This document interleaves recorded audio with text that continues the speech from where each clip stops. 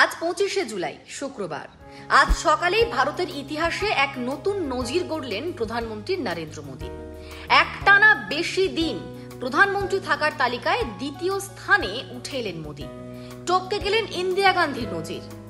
2014 সালের 26শে মে প্রধানমন্ত্রী পদে শপথ নিয়েছিলেন নরেন্দ্র মোদী। তারপরে কেটে গিয়েছে 11 বছর। তার নেতৃত্বে এনডিএ কেন্দ্রে তৃতীয়বার সরকার করেছে।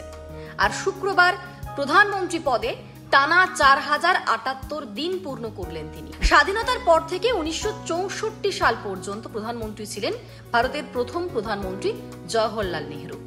1964 সালের 27শে মে পর্যন্ত 6131 দিন টানা প্রধানমন্ত্রী ছিলেন তিনি। তারপর দীর্ঘতম প্রধানমন্ত্রী থাকার নজির রয়েছে ইন্দিরা গান্ধীর। 1966 সালের 24শে জানুয়ারি থেকে 1977 সালের 24শে মার্চ পর্যন্ত একটানা প্রধানমন্ত্রী ছিলেন কে? ইন্দিরা গান্ধী। টানা 4077 দিন তিনি প্রধানমন্ত্রী পদে ছিলেন এবং তারপর যখন দেশে জরুরি অবস্থা প্রত্যাহার করা হয় তারপরে নির্বাচনে হেরে যান তিনি।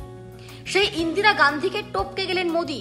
তার সামনে এখন শুধু ভারতের প্রথম প্রধানমন্ত্রী জওহরলাল নেহরু। তবে তার রেকর্ড ভাঙতে হলে মোদীকে আরো 5 বছরেরও বেশি সময় প্রধানমন্ত্রী পদে থাকতে হবে। তবে প্রধানমন্ত্রী হিসেবে ইতিমধ্যেই একাধিক নজির গড়েছেন নরেন্দ্র মোদী। কি সেই নজির? প্রথম নম্বর হচ্ছে ভারতের স্বাধীনতার পর জন্মগ্রহণ করা প্রথম প্রধানমন্ত্রী হচ্ছেন নরেন্দ্র মোদী।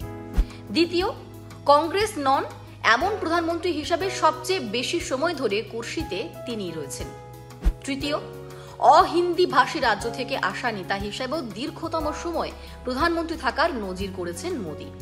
চতুর্থ হচ্ছে একমাত্র অকংগ্রেসী নেতা হিসেবে টানা 2 দফা প্রধানমন্ত্রিত্ব পূর্ণ করেছেন তিনি। আর পঞ্চম, দেশের প্রথম প্রধানমন্ত্রী জওহরলাল নেহরুর পর দলের নেতা হিসেবে তিনি পরপর 3 বার নির্বাচনে জিতেছেন। আর এবার আরও এক নজির করলেন প্রধানমন্ত্রী নরেন্দ্র মোদী। তবে নজির করার দিন দেশে নেই তিনি। একাধিক চুক্তি এবং দ্বিপাক্ষিক বৈঠকের জন্য তিনি বিদেশ সফরে গিয়েছেন। আমরা দেখেছি যে ব্রিটেনের সঙ্গে তার চুক্তি হয়েছে, মুক্ত বাণিজ্য চুক্তি। সেই চুক্তির পর তিনি গিয়েছেন মলদ্বীপে এবং সেখানেও তার একাধিক কর্মসূচি রয়েছে, দ্বিপাক্ষিক বৈঠক রয়েছে মলদ্বীপের রাষ্ট্রপতির সঙ্গে।